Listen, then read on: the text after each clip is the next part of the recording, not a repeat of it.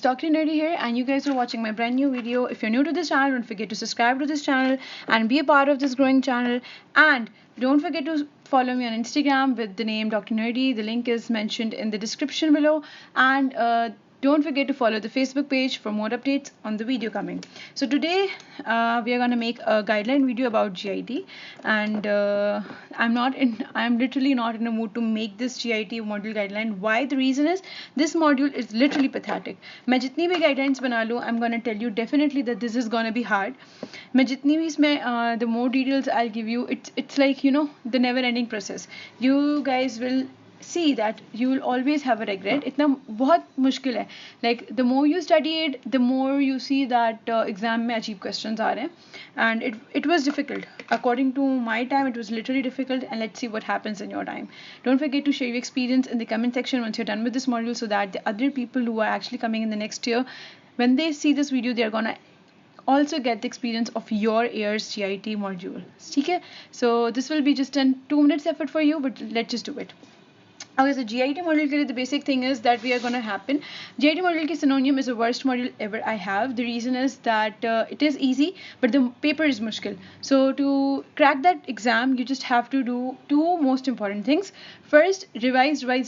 Second, past papers. Past papers हर module में और वेरी इंपॉर्टेंट, बट अगर पास्ट पेपर्स आप इसमें नहीं करेंगे तो बहुत डिफिकल्ट हो जाएगा. So let's just move towards. ठीक है, GIT. The very first subject I am gonna tell you is of course your patho. Patho is gonna be the main stay. Main stay आपका पैथो होगा. उसके बाद the main stay is medicine and फिर pharma. This was told to us, but do you know what came in our exam? Only forensic and surgery. किसी भी module guidelines में surgery in the third year and forensic are the least known things. ये दोनों छोड़कर भी जाते तो शायद एग्जाम हो जाता, but because my year had a very bad experience on these two things, it was a forensic exam with a bit of GIT questions. So just get to a point that these both are important then. Surgery को हमेशा and में रखना चाहिए third year में, because अभी इतनी उम्र नहीं है. फोर्थ ईयर में it's gonna be very important, but still because paper ऐसा आ रहा है आजकल, so why not give everybody equal importance, but थोड़ी सी इनको जो है वो नॉर्मल से ज़्यादा देना. Let's just start with Patho. Patho mein what you have to do is, my recommendations, first of all, of course, Patho mein which chapters you have to do? You have to do 4 whole chapters. If you have a Patho right now, just mark bases right now, just mark these chapters on it. The first is head and neck ka chapter. On that you have to do salivary glands only. They are extremely important. Bases mein hai, extremely important. Ek line important hai. You have to ratify it. It's very important. Secondly, you have to go for the most important chapter, which is the GIT itself, the whole freaking chapter.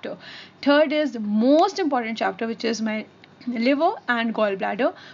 The fourth chapter is pancreas. Pancreas is extremely important. Pancreas को पढ़ने के लिए बहुत important ये है कि you have to open the Gray's Anatomy first, and Gray's Anatomy जो है उसके साथ anatomy देख लेना पहले. That would be more easier for you guys to understand the pathology for pancreas and pancreatic cancers and the reasons for it and the blah things. So patho के लिए first of all pathoma, because pathoma के बगैर I do not know how can one survive. After that you have to go for bases. Okay, always asking me कि basis और basic में क्या फ़र्क है. I always prefer basis. I do not prefer basic because my seniors told me not to, and I haven't seen basic, so I cannot really judge it. Secondly, for me, basis is best. Second question, which is mostly asked on Instagram DMs के basis नहीं करनी, ये सब नहीं कर रहे हैं, तो सिर्फ फर्स्ट एड कर लें हो जाएगा, पैथोमा कर लें हो जाएगा. Your choice, dude. Morphology and pictures do come, and बकायदा the lines are taken from basis. So if you want to do.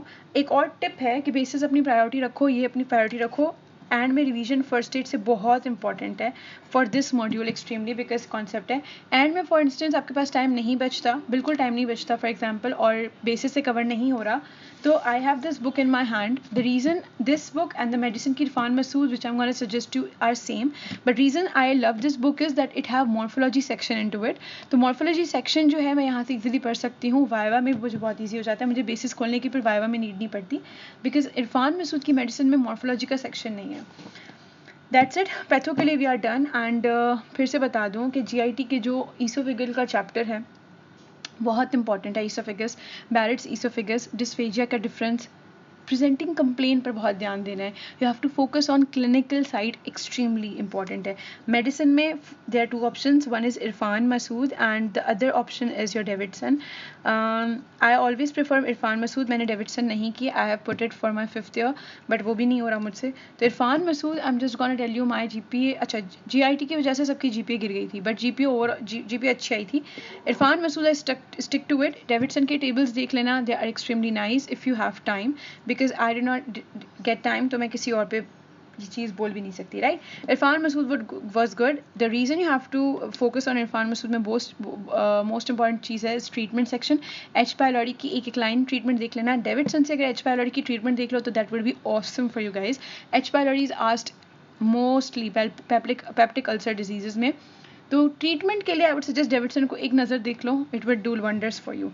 For pathoma you have so many chapters and I have listed down, ठीक है, बहुत ज़्यादा chapters हैं, तो I'm just gonna write them. बोलती जा रही हूँ मैं. एंटासिड्स हैं, PPI ड्रग्स हैं पेप्टिक अल्सर्स के लिए, एंड कॉन्स्टिपेशन की drugs, antidiarrhoeal drugs, liver abscess की ड्रग्स, हेपेटाइटिस की ड्रग्स, इन्फ्लेमेटरी बाउल डिजीज़ की ड्रग्स, एंटीएमेटिक्स की ड्रग्स. ये सारी ड्रग्स आपने करनी है. मैंने कहाँ से करी थी? फार्मा एक्सट्रीमली आई थी. मेरे पूरे GIT के एग्ज़ाम में फार्मा थी, फॉरेंसिक थी और थोड़ी सी सर्जरी थी. तो फार्मा नहीं करके जाओगे, खुद का पेपर ख़राब जाएगा, ठीक है. तो फार्मा में most important first aid please and में देख लेना या रिवाइज करते टाइम देख लेना. मैंने तो तकरीबन ड्रग्स फर्स्ट एड से की थी क्योंकि मुझे टाइम नहीं मिला था. कैप्लन इसमें मैं सजेस्ट नहीं करूँगी क्योंकि बहुत इजी चैप्टर्स हैं. You can easily go for Lippin. Once you are done with Lippin, after that go for your Lippin के बाद you have to go for your very important drug with, okay I forgot. Lippin के बाद you guys have to go for slides.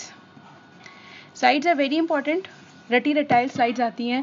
For Lipin cot करो, उसके बाद concept बनाओ, फिर slides करो, स्लाइड्स के बाद फर्स्ट एड करो.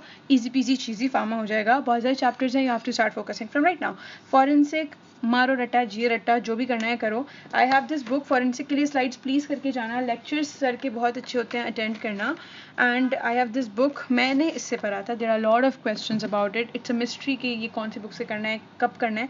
तो आई हैव दिस बुक तर्स की. My friends have Parikh and I did slides and this book, that's it. इसके बाद नहीं आया तो खुदा के हवाले, बिकॉज फॉरेंसिक मेरा मेजर है नहीं. एग्जाम में नहीं भी आया, GPA अच्छी नहीं भी आई फॉरेंसिक की खातिर, तो I am not gonna blame my self because face the truth. I want to have my clear concept about this. Future में ये मेरे काम आएगा, वो काम नहीं आएगा. एक हद तक काम आएगा और जब आएगा तो मैं तब देख लूँगी. Surgery very very important. This is your surgery की book, that's it. Surgery is extremely important. In fact peptic ulcer disease में और अपेंडिक्टमी के और ये सारे जो है ना इंसिशंस के L4 लेवल पे होगा, कौन सा लेवल पे होगा, ये सारी चीज़ें पूछी जाती हैं.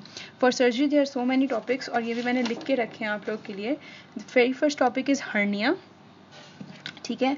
हर्निया आपने बहुत इंपॉर्टेंट है. इसकी ऑस्पीज आती हैं हर्निया की, ऑब्स्ट्रक्टिव हर्निया और ये सारी जो रिड्यूसिबल हर्निया, इनका डिफरेंसेस अपने वर्ड्स में सर से पूछ लीजिएगा, टीचर से पूछ लीजिएगा.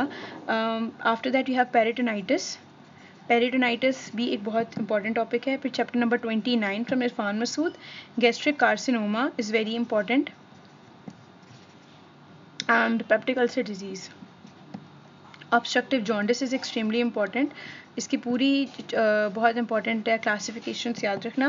Then chapter 32 to 38 complete chapters from surgery. I know it is difficult but you got it boys and girls, you can do that. सब करते हैं, कर लो. इसके बाद बहुत important thing which I want to tell you is your peds. Peds आती है और पीड्स के मार्क्स गंवाना नहीं क्योंकि पीड्स लिटरली आती है. और पीड्स कहाँ से क्या क्या आता है इसमें? डायरिया आता है. और of course for peds I have this one book in my life whole. ये तो करनी है, you have to do that at any cost. For peds I have this Parvez Kundi, that's it. You have to do whatever the chapters in the slides are. Peds के लिए I have जो मैंने करे थे चैप्टर्स वो थे diarrhoea, malabsorption, inflammatory bowel disease, GI mobility, lower GI mobility problems. एक और most important chapter storage and metabolic disorders. ये मुझे पता नहीं था and there were so many questions from it. Then you have your hepatic failure. बच्चों में hepatic failure होता है, biliary atresia which is a congenital problem. ये सारी चीज़ें आपने देखनी है, समझनी है. After all doing this, just a good luck for you guys. Plus scenarios पर ज़्यादा फोकस करें, कॉन्सेप्ट से ज़्यादा फोकस करें. वर्ड्स में इसका बहुत अच्छा पूछें, क्योंकि मेडिसिन वाले को बहुत अच्छा सा वर्ड जिनका लगा है, they know a lot of about GIT, तो वो ईजिली हेल्प कर सकते हैं. And then you have your first past papers. Past papers रटा नहीं मारिएगा, पास्ट पेपर्स करके जाइएगा खुद से. It will be very helpful. Thank you so much.